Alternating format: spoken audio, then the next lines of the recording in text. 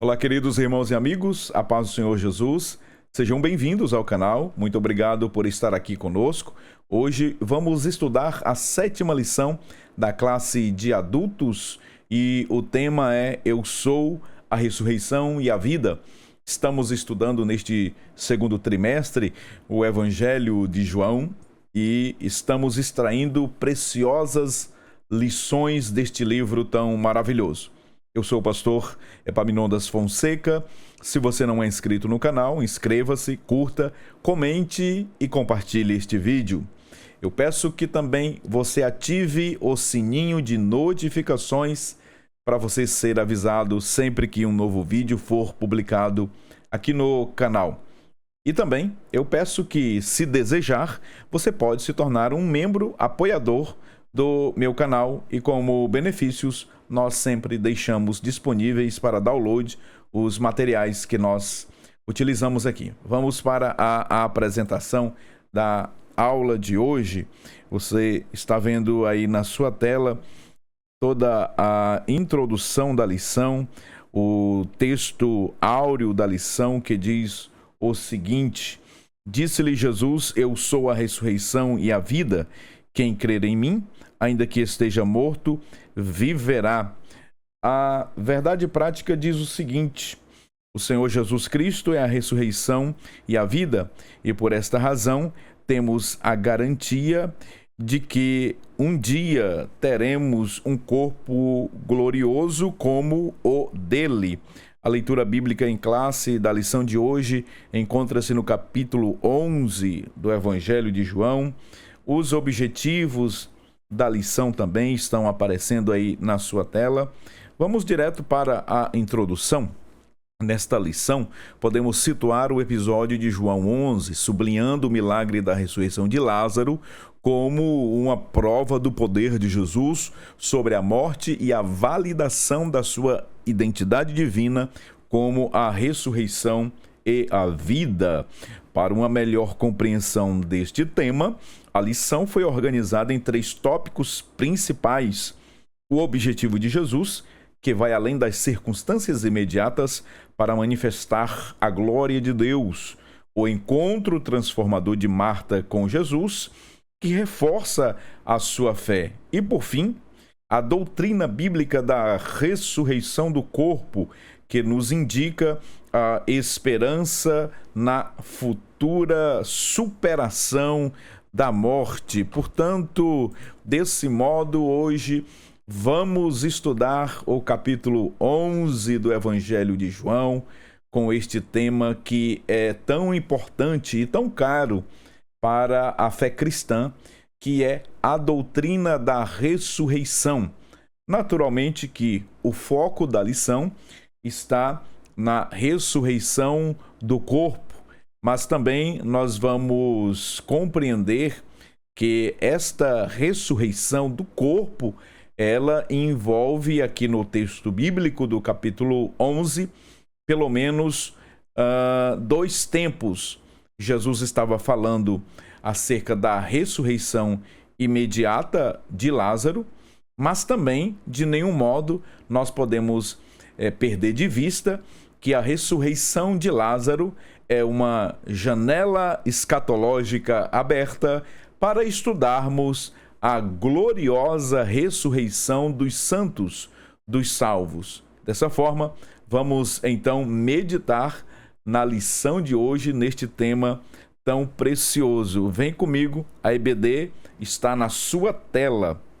O primeiro tópico da lição nos chama a atenção para o fato do propósito de Jesus em então operar este sinal maravilhoso no Evangelho de João. Mas antes, eu trouxe aqui para vocês uma relação das ressurreições de corpos naturais que a Bíblia nos apresenta. Nós temos no Antigo Testamento algumas ressurreições, mais precisamente 3, e também no Novo Testamento algumas ressurreições, elencadas aqui 6. Bom, essa relação ela diverge a depender da interpretação que alguns vão ter, por exemplo, de Mateus capítulo 27. No Antigo Testamento, nós temos 3 ressurreições de pessoas que morreram e que tornaram a viver com seus corpos naturais, portanto, corpos mortais e corpos corruptíveis. O filho da viúva de Sarepta está lá no livro de 1 Reis, capítulo 17. O filho da Sunamita, segundo livro dos Reis, capítulo 4, a partir do versículo 18. O homem que tocou os ossos de Eliseu ao ser lançado num túmulo, o cadáver toca os ossos do profeta e revive. Esta passagem está no segundo livro dos Reis, capítulo 13, a partir do versículo 20. Desse modo, nós temos no Antigo Testamento 3 ressurreições de corpos naturais, de pessoas que morreram e tornaram a viver e, evidentemente, voltaram a morrer, porque ressurgiram, voltaram à vida em seus corpos naturais. No Novo Testamento, nós temos uma lista aqui de pelo menos 6 eventos extraordinários, miraculosos, de pessoas que desceram ao paraíso e que foram ou subiram ao paraíso e que voltaram a viver. Desceram porque, deixa eu explicar isso aqui. Até a morte de Jesus Cristo, nós temos a compreensão de que o paraíso, né, o seio de Abraão era embaixo. E depois da morte e ressurreição do Senhor Jesus, a compreensão que temos é que o paraíso ele foi, evidentemente, transportado para o terceiro céu, o estado intermediário dos mortos. Portanto, é no terceiro céu que a Bíblia chama de paraíso. Jesus chamou o estado intermediário dos mortos de paraíso, lá em Lucas capítulo 23. E o apóstolo Paulo, também na segunda carta que ele escreveu aos Coríntios, ele faz também esta referência no capítulo 12. As 6 ocorrências de ressurreições de corpos naturais, a primeira, o filho da viúva de Naim, Lucas capítulo 7, a filha de Jairo, Marcos capítulo 5, a partir do versículo 35, a própria ressurreição de Lázaro, e também nós temos ainda nos evangelhos o relato de muitos santos em Jerusalém que foram ressuscitados por ocasião ali da morte de Jesus. E também temos Dorcas em Atos, capítulo 9, a partir do versículo 36, e o jovem Eutico que morreu ao cair da janela naquele episódio em que Paulo está pregando aquele longo sermão, mas que também ele foi ressuscitado. Dessa forma, todos esses aqui, tanto no Antigo quanto no Novo Testamento, pessoas que morreram e voltaram a viver. Portanto, esta doutrina, ela é uma doutrina que encontramos respaldo em toda a Escritura, na Escritura veterotestamentária, na Escritura do Antigo Testamento e do Novo Testamento. Naturalmente também, nós devemos pensar que todos esses aqui que voltaram a viver, que foram ressuscitados, eles morreram uma segunda vez.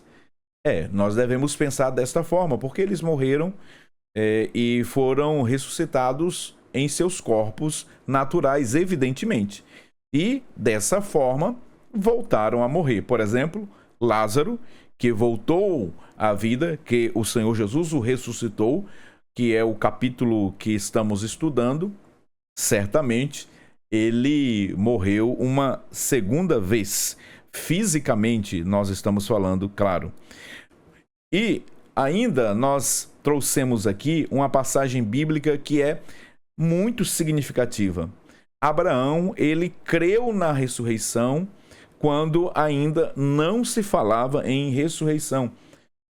Isso é muito importante destacarmos aqui, e eu digo que é muito importante porque revela uma das características pelas quais o patriarca Abraão foi chamado de pai da fé. Abraão, ele então crê na ressurreição quando ainda não havia tido ressurreições. Abraão, ele então estabelece as bases doutrinárias, né, da crença na ressurreição dos mortos.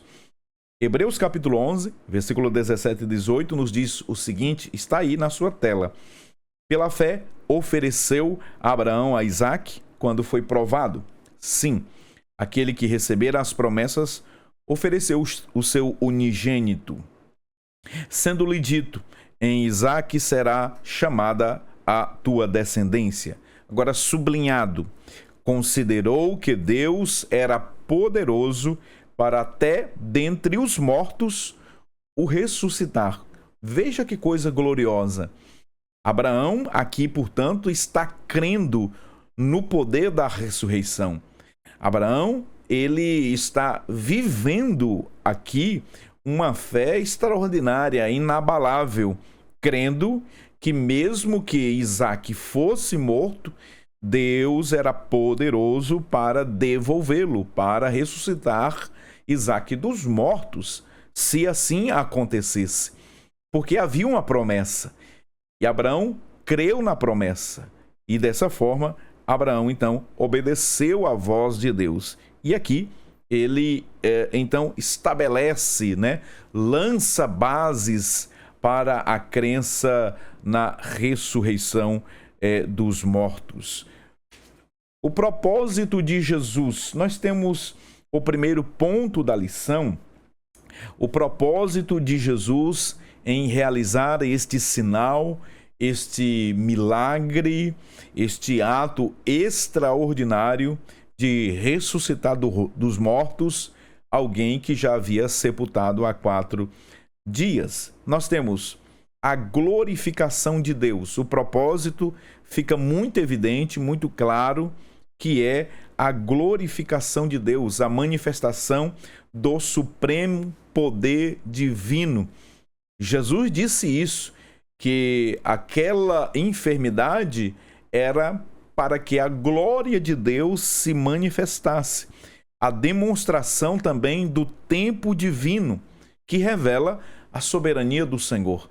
Nós vamos estabelecer uma linha cronológica neste capítulo 11 e nós vamos ter aqui um tempo estabelecido por Deus para operar, para fazer milagres, para então realizar aquilo que está no seu programa divino, na sua agenda celestial, e o fortalecimento da fé.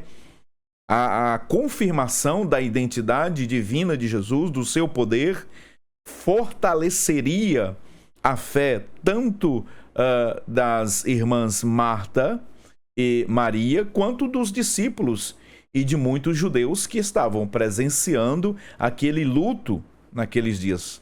O capítulo 11 do Evangelho de João, nos seus versículos conclusivos, nos apresentam muitos judeus se convertendo, crendo em Jesus por conta deste ato, deste sinal, desta ressurreição.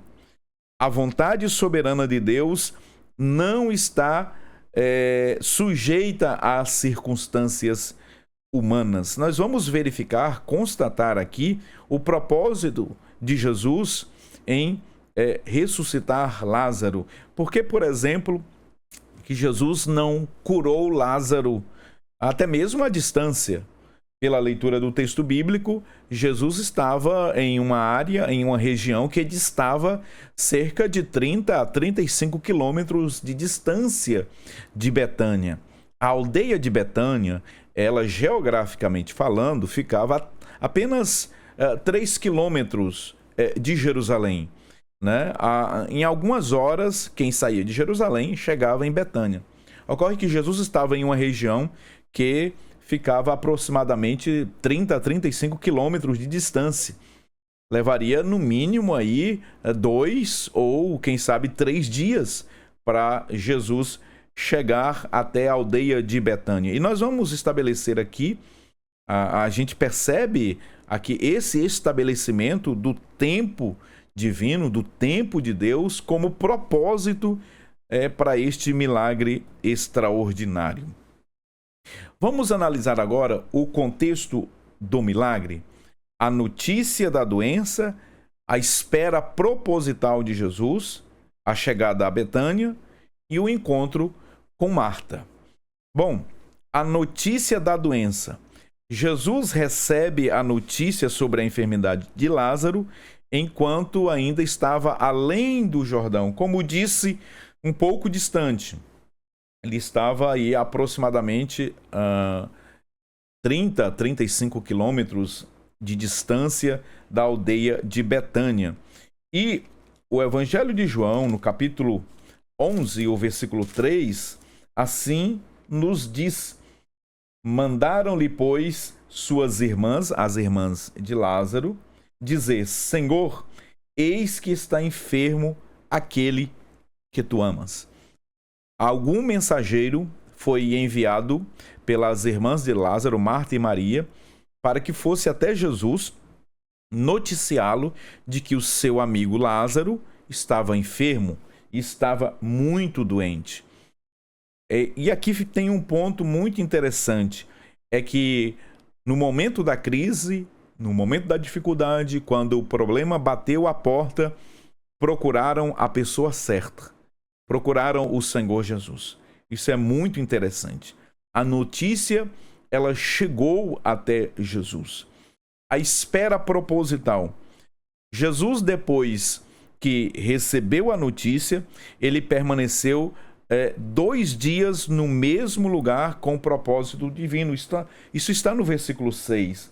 Ouvindo, pois, que estava enfermo, ficou ainda 2 dias no lugar onde estava. Alguns estudiosos estabelecem aqui a linha do tempo, a cronologia dos acontecimentos, estabelecem que, em razão da urgência, o mensageiro ele saiu no dia que Lázaro havia falecido. Claro que ele estava vivo. O mensageiro, então, foi procurar Jesus, levar a mensagem a Jesus, e levou cerca de 1 dia. Quando Jesus recebeu as notícias de que Lázaro estava doente, ele ficou mais 2 dias. Quando a notícia chegou, Lázaro já estava morto. Nós temos aí, portanto, pelo menos mais 3 dias. E então, Jesus, ele somente depois de 2 dias é que ele vai se dirigir até a aldeia de Betânia, e lá ele chega no 4º dia em que Lázaro havia sido sepultado. Outro ponto muito importante é saber um pouco da cultura, né, dos tempos bíblicos, a cultura dos judeus sobre o sepultamento. Os livros que tratam sobre usos e costumes dos tempos bíblicos nos informam que os judeus sepultavam seus mortos no dia do falecimento. No mesmo dia, os corpos eles eram sepultados, eles eram depositados na sua sepultura. Dessa forma, nós compreendemos quando Marta, então, afirmou que já fazia 4 dias que o seu irmão Lázaro estava sepultado. Então, a partir dessa informação, desse contexto histórico, a gente consegue estabelecer essa linha do tempo que o capítulo 11 nos apresenta.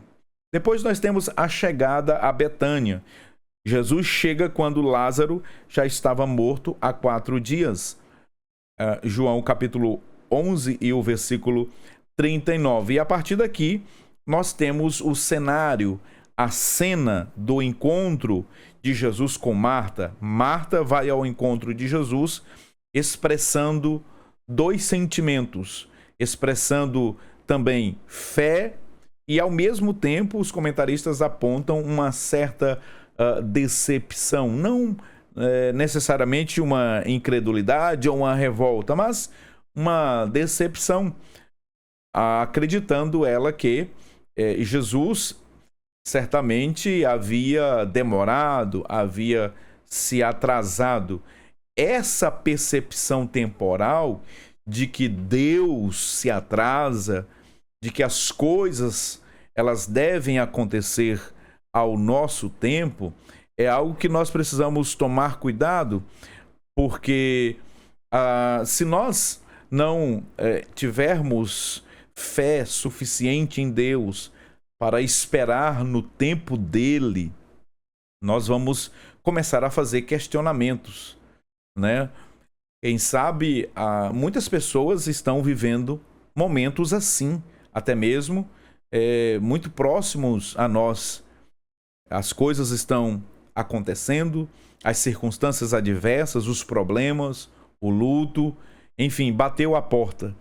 E às vezes, diante de uma situação muito difícil, as pessoas não veem de imediato a resposta de Deus e ficam preocupadas de um lado para o outro, ansiosas, perdendo noite de sono, preocupadas com o tempo, quando é que a resposta vai chegar, quando Jesus vai responder, por que ele não me respondeu, por que ele não veio, por que ele não chegou ainda, será se Marta pensou, ele não nos ama mais?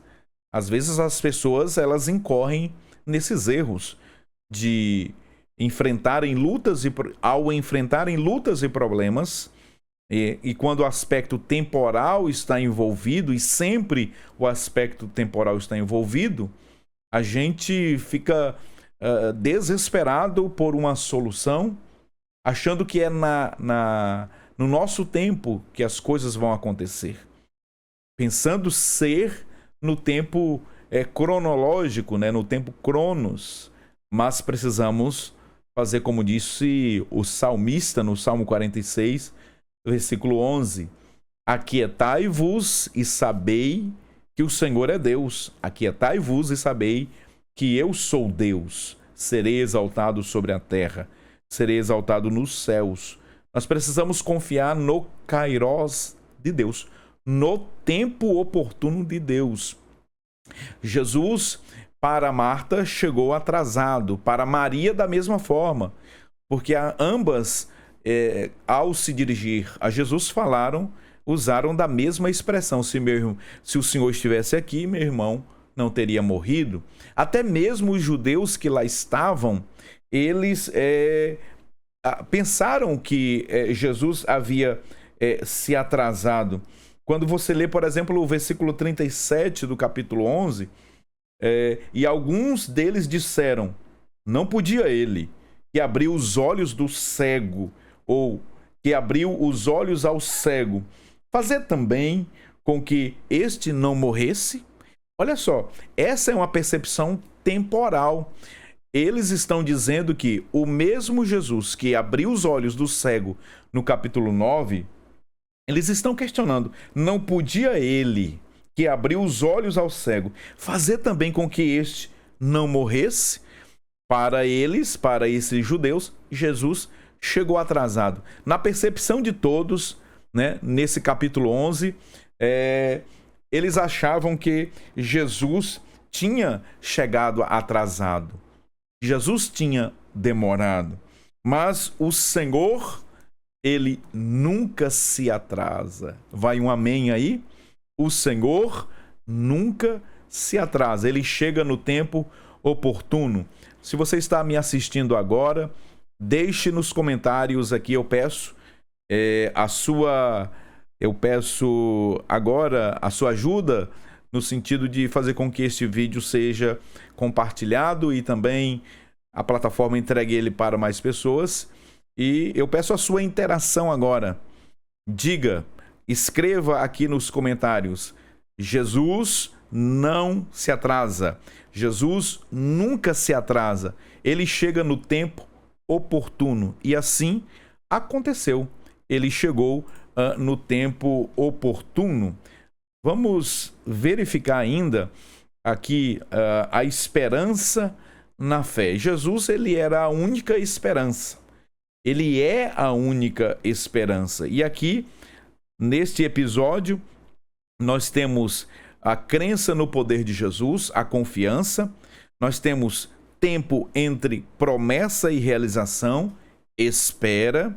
nós temos expressão natural da dor, o lamento, e a intervenção divina no tempo certo. Esses fatores aqui, eles são observados neste capítulo 8. Marta e Maria vivenciaram uma experiência extraordinária de espera que envolveu perda do ente querido, a ausência temporária de Jesus e a sua chegada aparentemente tardia. Preste atenção, aparentemente tardia, na ótica dos homens, na percepção dos judeus que lá estavam. O mesmo Senhor Jesus que abriu os olhos do cego não poderia também fazer com que Lázaro fosse curado e não morresse, mas ele chegou atrasado na percepção deles. Veja que aqui nós temos uma chegada aparentemente tardia de Jesus. Esses aspectos são muito importantes de se considerar também nessa passagem bíblica no estudo do capítulo 11. O encontro de Marta com Jesus. Marta vai ao encontro de Jesus. Ao saber da chegada de Jesus, Marta sai apressadamente a encontrá-lo. Quando você lê o relato do capítulo 11, e você percebe claramente temperamentos diferentes destas irmãs, personalidades diferentes. E cada ser humano tem um temperamento, tem uma personalidade, cada ser humano é único e Deus conhece a todos individualmente. Deus conhece a todos nós. Veja o comportamento de Marta. Marta, que era mais pragmática, que era agitada. Lembre-se do capítulo 10 de Lucas, quando Jesus estava na casa deles e naquela ocasião Maria estava aos pés de Jesus, aprendendo a palavra, ouvindo os ensinamentos de Jesus, enquanto Marta, agitada de um lado para o outro, chega inclusive a reclamar com Jesus porque Maria estava ali aos seus pés. Olha os comportamentos, veja os temperamentos e as personalidades. Quando Marta ouviu que Jesus estava chegando, ela saiu correndo e foi até o Senhor Jesus. E lá ela expressamente diz: se o meu irmão, se o Senhor estivesse aqui, meu irmão não teria morrido. E veja que nessa afirmação de Marta, nós temos aqui uma certa decepção de Marta, né? Mas ao mesmo tempo, Marta, ela confirma, né, a deidade de Jesus, ela confirma o poder de Jesus, mesmo aqui ela se posicionando dessa forma. A expressão de fé e decepção ali nessa mesma ocasião. Ela diz: Senhor, se estivesses aqui, meu irmão não teria morrido. E veja que Jesus, ele então responde fazendo uma promessa para Marta. Jesus diz: teu irmão há de ressuscitar. Teu irmão ressuscitará. E então é nessa ocasião que Marta estabelece aqui, que Marta apresenta a teologia, né, a judaica, escatológica da ressurreição dos mortos, quando ela disse: eu sei que ele há de ressuscitar na ressurreição do último dia. E então ela ouve uma revelação extraordinária. Mais uma vez, no Evangelho de João, aparece a afirmação: eu sou. Jesus então diz: eu sou a ressurreição e a vida. Quem crer em mim, ainda que esteja morto, viverá. Essa foi uma declaração poderosa, extraordinária, de que Jesus, ele era a própria ressurreição, a personificação da ressurreição. Uma lição extraordinária que também podemos extrair deste capítulo 11 e aplicar às nossas vidas está no fato de que a amizade de Jesus não nos isenta dos sofrimentos desta vida. Olha só que verdade incontestável. A amizade de Jesus não nos isenta dos sofrimentos desta vida. Marta, Maria, Lázaro eram amigos de Jesus. E o texto bíblico nos diz que Jesus os amava e eles, naturalmente, amavam o Senhor Jesus. Observe que o nosso relacionamento com Deus, o relacionamento de Marta, Maria e Lázaro com Jesus, não imunizou eles dos problemas. Como eu tenho dito sempre aqui, a nossa vida, ela não está de modo algum circunscrito a uma fortaleza em que nós estamos blindados, nós estamos de todo imune dos problemas, dos sofrimentos, das lutas. Nós estamos diante de um texto que esses três irmãos aqui, eles eram amigos de Jesus. Jesus os amava. Lázaro morreu. Lázaro adoeceu. O sofrimento bateu à porta dessas irmãs. O desespero, a dor, a angústia, os problemas vieram. O que nós podemos, então, extrair deste texto e aplicar às nossas vidas? Quanto mais nos aproximamos de Jesus, quanto mais nos relacionamos com o Senhor e nos tornamos mais íntimo dele, certamente nós estaremos também sujeitos às lutas e aos grandes problemas e às grandes provações. O salmista, ele diz que Deus prova o justo, né? E Hebreus capítulo 12, Deus disciplina a filhos, não bastardos. Dessa forma, nós precisamos compreender que, na medida que nós nos aproximamos de Deus, na medida que nós crescemos em Deus, certamente também seremos provados pelo Senhor. A amizade com Jesus, de Jesus, não nos isenta de sofrimentos nesta vida.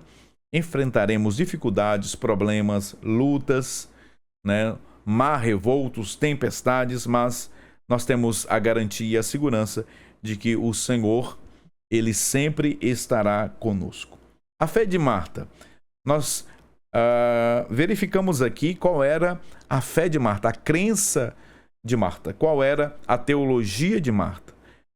Marta, ela tinha uma crença na ressurreição final. Ela disse no versículo 24 do capítulo 11, eu sei que há de ressuscitar na ressurreição do último dia. Marta demonstra conhecimento da doutrina judaica sobre a ressurreição dos mortos. Ela conhecia esta doutrina. Quando Jesus disse, Marta, teu irmão há de ressuscitar, ela entendeu que Jesus estava usando de uma expressão consoladora. Para Marta, Jesus estava apenas com esta frase tentando consolá-la. Mas Jesus não estava falando de uma ressurreição escatológica. Jesus não estava falando de uma ressurreição no último dia ou naquele grande dia, o dia de Deus. Ele, portanto, não estava falando da ressurreição gloriosa, incorruptível e imortal de todos os salvos. Jesus estava se referindo a uma ressurreição que aconteceria naquele dia imediato, a ressurreição do corpo. Mas Marta não compreendeu. Marta, ela não havia entendido. Nem mesmo os discípulos haviam compreendido. Quando a notícia chegou de que Lázaro estava morto, Jesus disse, Lázaro, ele está dormindo, nós vamos despertá-lo. Então os discípulos disseram, ora, se ele está dormindo, então ele está bem, ele logo vai despertar.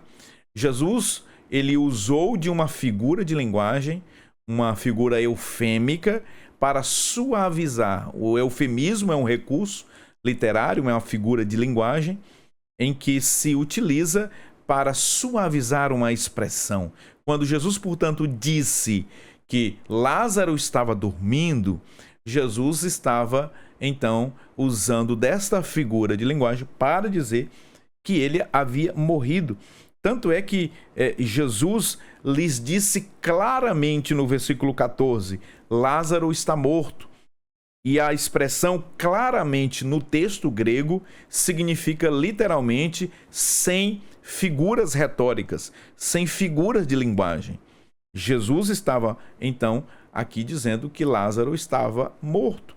Jesus teve que falar claramente, literalmente, para que os discípulos pudessem compreender. Os discípulos, eles não entenderam a figura de linguagem quando Jesus disse que ele estava dormindo.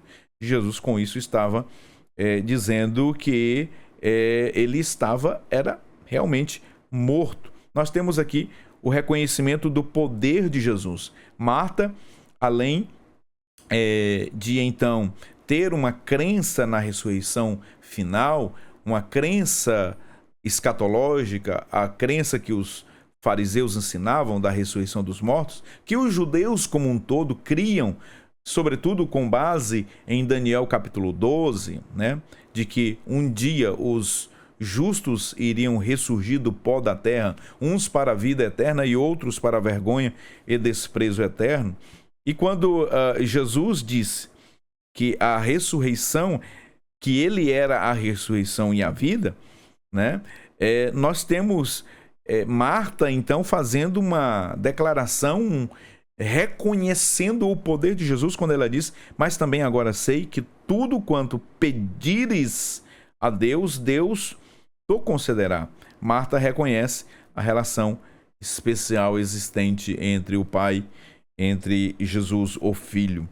E a confissão de fé: sim, Senhor, creio que tu és o Cristo, o Filho de Deus que havia de vir.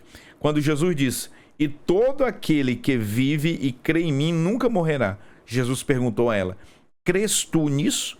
E então aqui há uma declaração de fé maravilhosa desta mulher, de Marta: sim, Senhor, eu creio que tu és o Cristo, o Filho de Deus.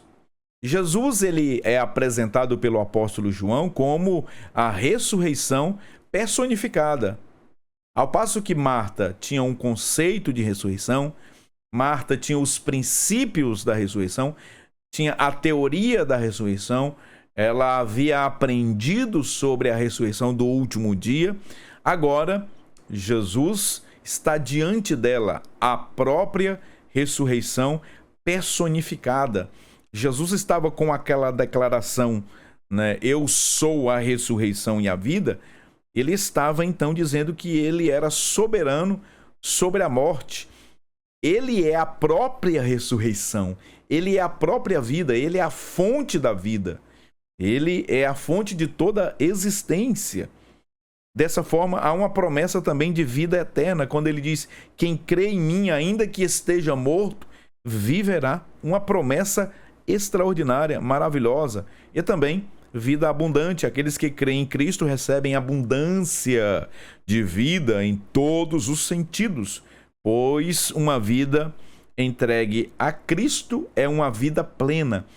A sua vida, ela é plena em razão dessa entrega que uma vez você fizera, você se entregou a Cristo e, portanto, você tem uma vida plena em Deus, abençoada. Há uma pergunta aqui ainda no segundo tópico: quando Lázaro ressuscitará? Quando Lázaro ressuscitará?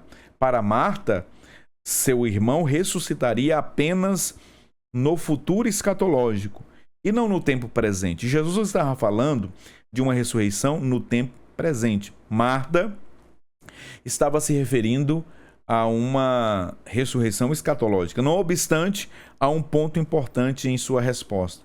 Ela tinha esperança futura e, conforme o Antigo Testamento, cria na doutrina da ressurreição dos mortos. Na seção denominada Apocalipse de Isaías, capítulo 24, né, essa ressurreição se restringe ao povo de Deus. A fé na ressurreição, que é atestada nos profetas, tem seu clímax em Daniel, capítulo 12, versículo 1 ao 3 e o versículo 13. Assim, aqui aparece a primeira declaração explícita acerca de uma ressurreição de justos e dos injustos. Esta citação é extraída desta obra maravilhosa aqui, o comentário do Evangelho de João, de Grant Osborne.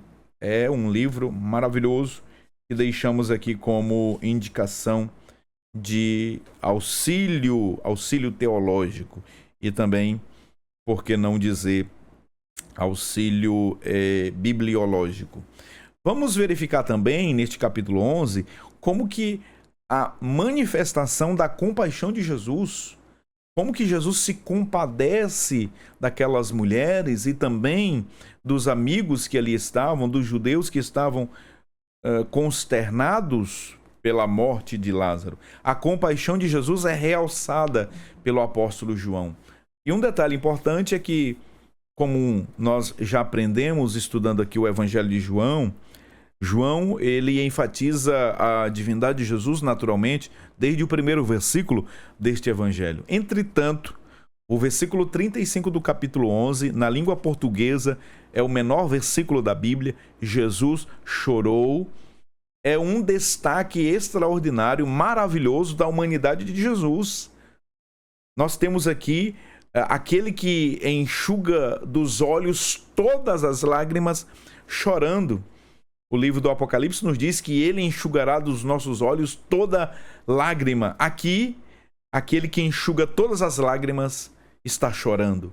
Aqui, o Deus encarnado, ele está tendo compaixão, se condoendo, sentindo as dores do outro, sentindo as angústias pela perda de um ente querido, de Marta e de Maria. Veja, Jesus chorou, revela a profunda humanidade de Jesus. Mesmo sabendo que ressuscitaria Lázaro, Jesus compartilhou a dor dos enlutados, demonstrando empatia genuína. O Senhor estava ali genuinamente se identificando com o sofrimento das pessoas. Jesus se identificando com o sofrimento daquela mulher, compartilhando da dor deles. Isso é realmente glorioso e maravilhoso, saber que Jesus, ele conhece os nossos sentimentos, porque ele é homem.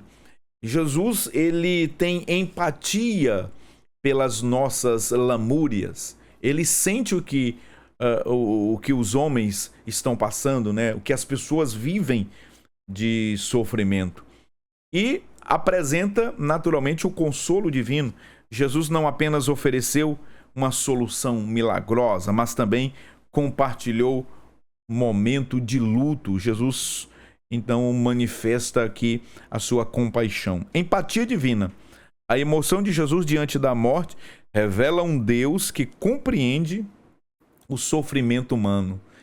O Senhor da vida, o soberano sobre a morte, mesmo conforme nós já vimos aqui, sabendo que Lázaro seria ressuscitado, ele genuinamente, verdadeiramente se compadece, sente a dor do próximo.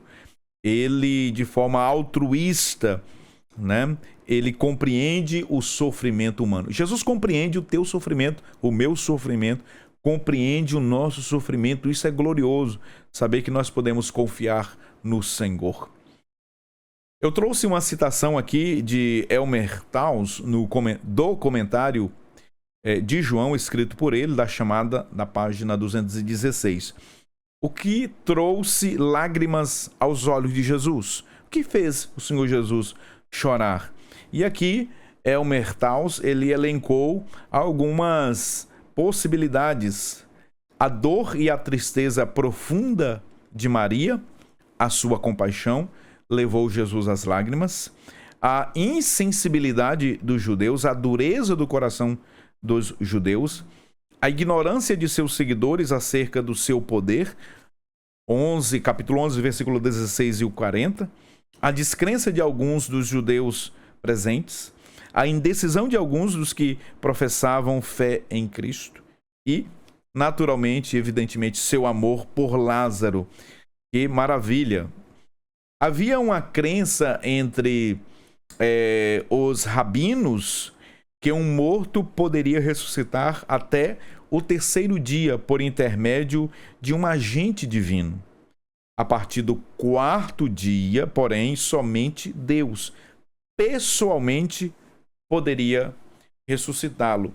Esta crença, essa crendice, não é? Esta informação extraída tanto de F.F. Bruce, o comentário de F.F. Bruce, a página 212, tanto quanto também do próprio Elmer Taus e de William Hendricks. Estes três nos trazem esta informação preciosa de que os judeus, os rabinos, ensinavam isto. Eles tinham essa crença de que após morrer, o espírito, a alma da pessoa, ela ficava circundando, né, visitando ali o sepulcro, visitando o túmulo por 3 dias. Após os 3 dias, então, o espírito ele ia para o Sheol de uma vez por todas, e não podendo mais ter possibilidade de retornar à vida, senão por um ato pessoal do próprio Deus. Essa crença, ela não tem respaldo algum nas Escrituras. Nós sabemos que depois da morte, segue-se o juízo conforme Hebreus capítulo 9, versículo 27. Depois da morte, segue-se o juízo. Nós queremos apenas aqui dizer, se esta era a crença de Marta ao dizer que já faziam 4 dias, naturalmente Jesus se apresenta ali como sendo o Verbo de Deus. O próprio Deus Criador, aquele que trouxe à existência aquilo que não existia, aquele que criou olhos na vida daquele homem que nasceu cego. Era o mesmo Deus que estava ali encarnado e iria realizar algo sobrenatural, ressuscitar alguém que já estava em estado inicial de decomposição, posto que estamos falando do 4º dia. Deus estava ali, somente Deus pessoalmente poderia ressuscitá-lo, então ele estava lá para fazer este milagre extraordinário. Se essa crença existia ou não, nós apenas estamos aqui trazendo como a título de ampliação, né, do seu conhecimento e da sua informação.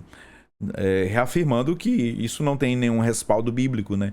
Esta crença não está na palavra de Deus, é apenas um costume que é encontrado nos livros das tradições dos judeus. O milagre da ressurreição de Lázaro. Nós temos a chegada ao túmulo, a oração ao Pai, o chamado poderoso e a ressurreição. Jesus, ao chegar no túmulo, ele pede que removam a pedra. A pedra, ela já estava posta na porta do túmulo. E então, Jesus, ele dá uma ordem, a bem da verdade: tirai a pedra. Esta ordem é muito interessante porque estabelece aqui as responsabilidades, né? Nós temos aqui responsabilidades estabelecidas. Tirar a pedra compete aos homens. Ressuscitar compete a Deus. Jesus poderia então realizar este milagre. Os homens deveriam remover a pedra. Remover a pedra.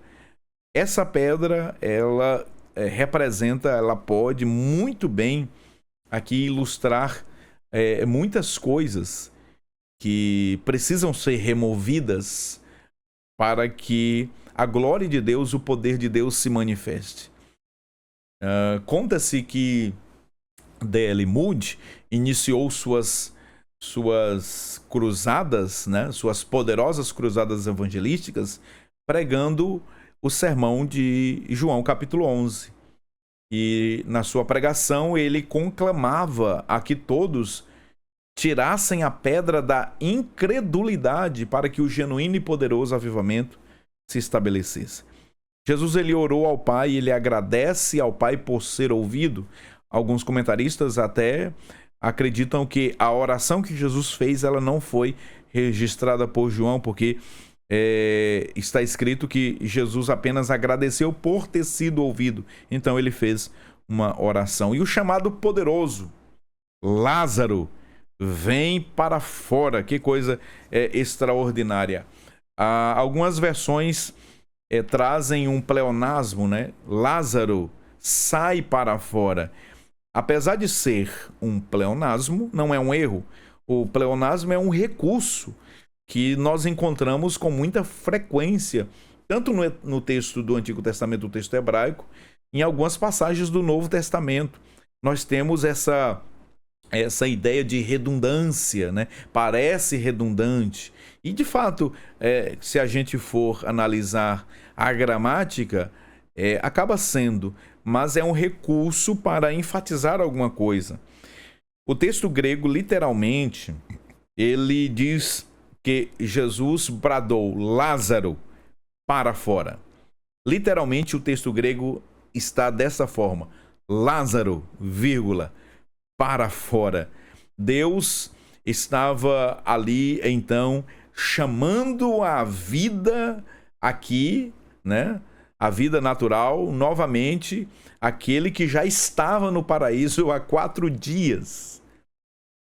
E alguns comentaristas, né? O próprio F.F. Bruce, me parece que também D.A. Carson e o pastor Hernandes Dias Lopes, ele diz que Jesus fez questão de chamar Lázaro pelo nome, porque a ordem para voltar à vida era apenas e tão somente, especificamente para Lázaro. Se Jesus, segundo esses comentaristas, né, eles colocam aqui, se Jesus tivesse dito, sai para fora, todos os mortos, desde Abel, todos os santos que morreram desde Abel, seriam ressuscitados. Isso é glorioso, porque ele é a própria ressurreição. Ele disse, eu sou a ressurreição. Então, um comando de Jesus é um comando poderoso para que os mortos voltem à vida, à existência. Sabendo disso, os comentaristas afirmam que Jesus então diz, Lázaro, é você e somente você, para fora. E Lázaro, então, ele ressuscitou. Jesus ressuscitou Lázaro e ele saiu, ainda enfaixado, mas saiu. E aqui nós temos este milagre da ressurreição de Lázaro, que demonstra o poder de Jesus, que demonstra a soberania de Jesus sobre a morte, que a morte ela não tem capacidade, né, soberana. Somente Jesus, somente Deus é soberano. E aqui Jesus, ele é o soberano sobre a morte, é o Senhor sobre a morte. Vamos concluir a aula de hoje falando sobre a doutrina da ressurreição do corpo, o terceiro ponto da lição, a ressurreição do corpo. Conforme nós já apresentamos aqui, a teologia de Marta, a teologia judaica, apresentava uma ressurreição escatológica, uma ressurreição final. Só que Jesus estava falando de uma ressurreição ali imediata, né? Uma ressurreição que aconteceria naquele dia. Uma ressurreição temporária e uma ressurreição final, permanente, que é a ressurreição escatológica. Lázaro e outros ressuscitados nos evangelhos e no Antigo Testamento voltaram à vida temporariamente, experimentando posteriormente a morte novamente, conforme nós trouxemos aqui para vocês pelo menos 3 ocorrências, aliás, pelo menos não, 3 ocorrências no Antigo Testamento e pelo menos sim agora, né, no Novo Testamento nós temos 6 pessoas que foram ressuscitadas temporariamente, que voltaram a morrer. Até brincando com um colega pastor, eu falava, se morrer uma vez já deve ser uma situação difícil, imagine 2 vezes, fisicamente, né? Morreram todos esses aqui 2 vezes, porque eles foram ressuscitados temporariamente. Tem até um hino maravilhoso, uma letra linda do cantor Sérgio Lopes, em que ele fala a dor de Lázaro, né? Imagine Lázaro, que foi ressuscitado pelo autor da vida, por aquele que é a própria ressurreição personificada, agora está contemplando aquele que ressuscitou ele morto. Que coisa extraordinária!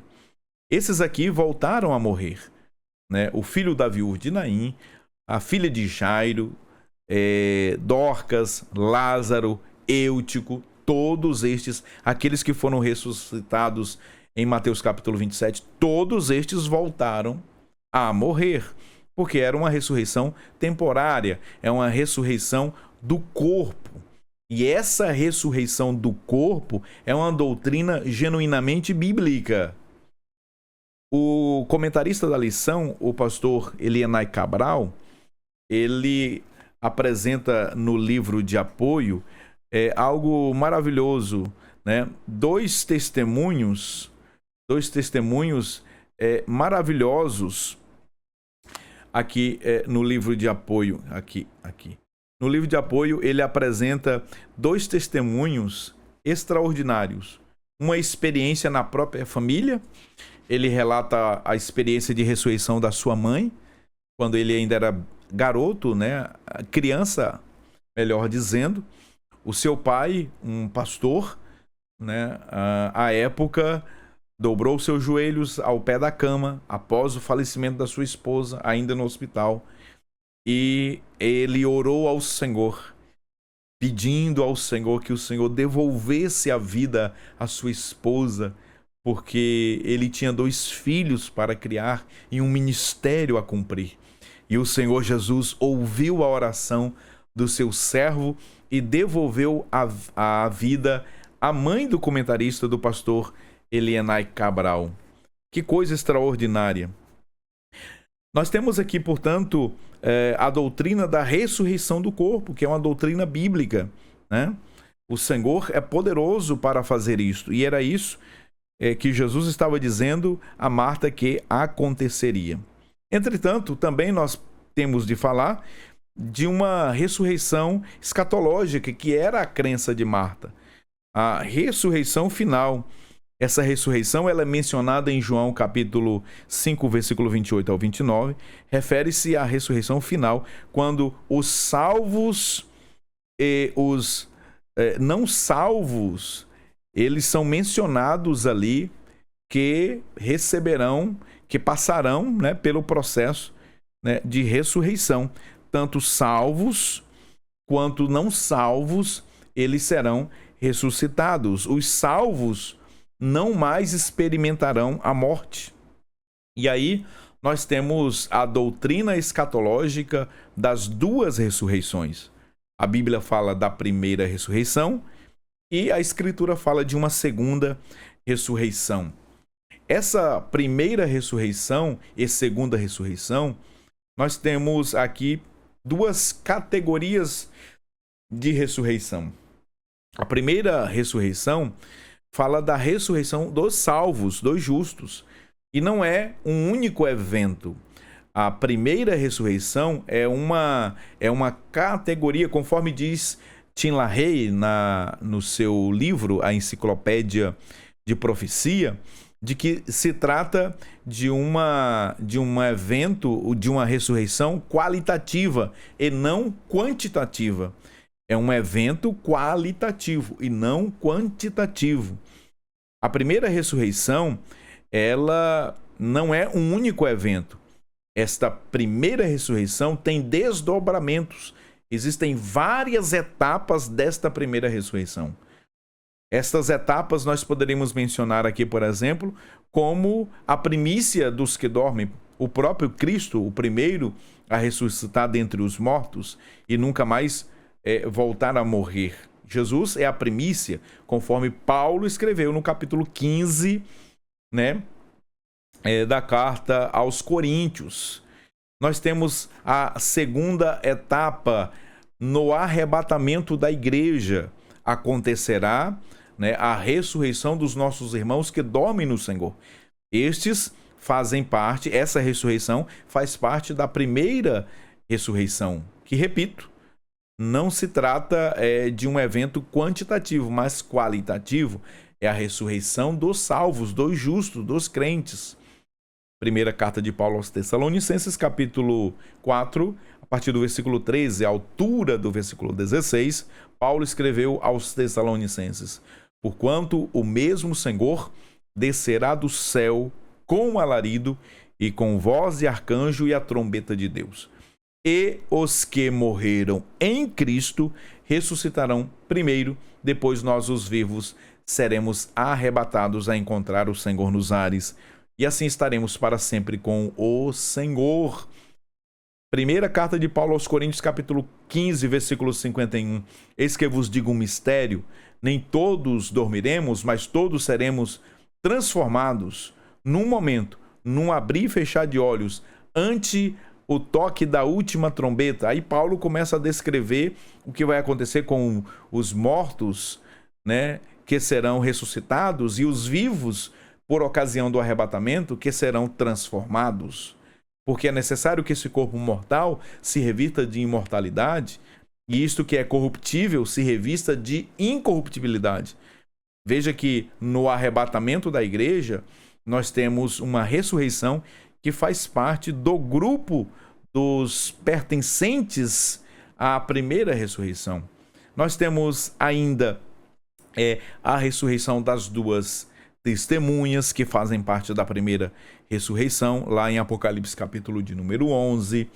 Temos ainda a ressurreição dos mártires do período tribulacional, Apocalipse capítulo 20, versículo de número 4, quando, por ocasião da vinda gloriosa agora da parousia, né, da vinda de Jesus em glória para estabelecer o reino depois do arrebatamento, 7 anos, então temos ali mais um grupo de ressurretos que também fazem parte da primeira ressurreição. Perceba, portanto, que todas essas ressurreições a partir de Cristo, o primeiro a morrer para nunca... o primeiro a ser ressuscitado para nunca mais voltar a morrer, né? Nós temos desdobramentos, nós temos etapas. Outros grupos serão ressuscitados em corpos incorruptíveis e imortais, que fazem parte deste grupo seleto, que nós também chamamos de uma ressurreição seletiva, porque é uma ressurreição dentre os mortos. Aqueles que em Cristo morreram serão ressuscitados e pertencem à primeira ressurreição. A segunda ressurreição é um evento único. A segunda ressurreição é a ressurreição dos ímpios, dos pecadores, dos perdidos. Apocalipse capítulo 20, de versículo 4 ao 6, nos faz a distinção, né, daqueles que serão ressuscitados para a vida e daqueles que serão ressuscitados para a condenação. Apocalipse capítulo 20, a partir do versículo 11, no juízo do grande trono branco, todos os ímpios serão ressuscitados em corpos também ressurretos, não glorificados, mas corpos adaptados à condenação eterna. Olha só que coisa, né? Serão ressuscitados no corpo de outrora, quando morreram, mas que não serão corpos glorificados. Corpos, sim, adaptados para a condenação eterna. Portanto, a doutrina da ressurreição do corpo é um elemento essencial do cristianismo. O apóstolo Paulo refere-se à ressurreição que abrange todos os mortos, justos e injustos, diferenciando os tempos. 1 Coríntios capítulo 15.